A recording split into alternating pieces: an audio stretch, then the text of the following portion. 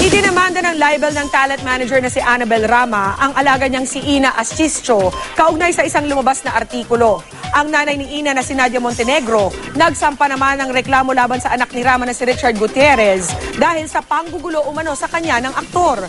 Ang report mula kay Aubrey Carampel.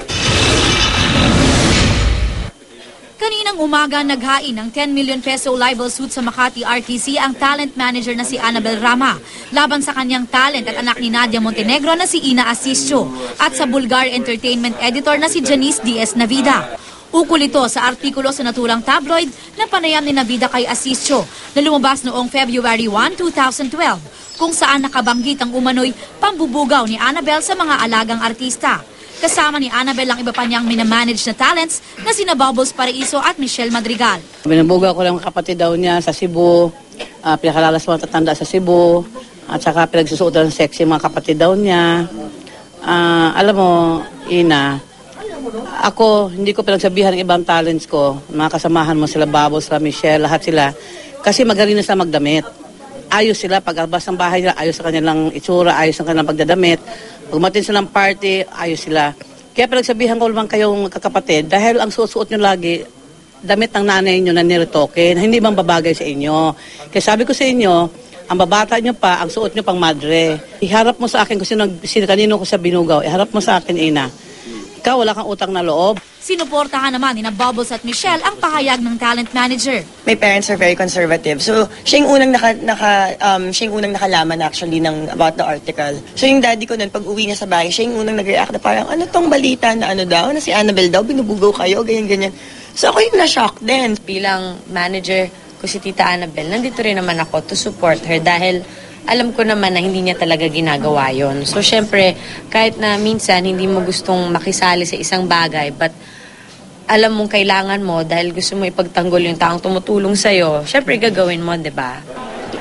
Tumanggi munang magkomento ang kampo ni Ina Ascisio at Nadia Montenegro sa libel complaint.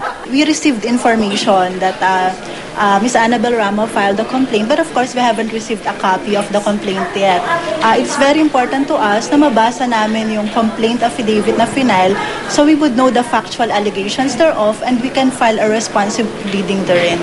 Maging si Navida ayaw pa rin magkomento dahil hindi pa raw niya nakakausap ang kanyang abogado at wala pa rin nakukuhang kopya ng libel complaint. Kinahapunan, nagtungo naman si Rama sa San Juan City Prosecutor's Office para naman isumite ang kanyang counter affidavit sa reklamong isinampa sa kanya ni Nadia na attempted murder, grave oral defamation at grave coercion.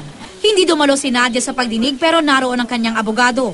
Kahapon naman, nagsampa si Nadia ng reklamong harassment at unjust vexation laban sa anak ni Annabel na si Richard Gutierrez sa Quezon City Prosecutor's Office. Ginugulo raw kasi siya ng aktor sa pamamagitan ng pagpapadala ng mga malisyosong text messages. Ito ay kaugnay ng pagrereklamo umano ni Nadia nang hindi banggitin ni Richard na noon ay host ng Party Pilipinas ang pangalan ng anak na si Ina na kasama sa isang production number. Sinadya niyang hindi banggitin ang pangalan ni Ina sa production number. So I filed the case against him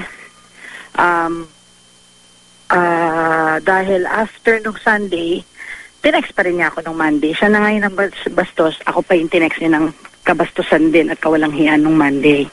Doon na punong-puno na ako. Alam mo, hindi, kasi nagamit na ako ni Nadia, I don't think mapagamit ang anak ko sa kanya. Mag-file ka na mag-file, laban kami ng laban, okay? Hanggang kung saan hindi kita uurungan, Nadia. Sinusubukan naming kunan ng reaksyon si Richard. Aubrey Carampel, nakatutok, 24 oras.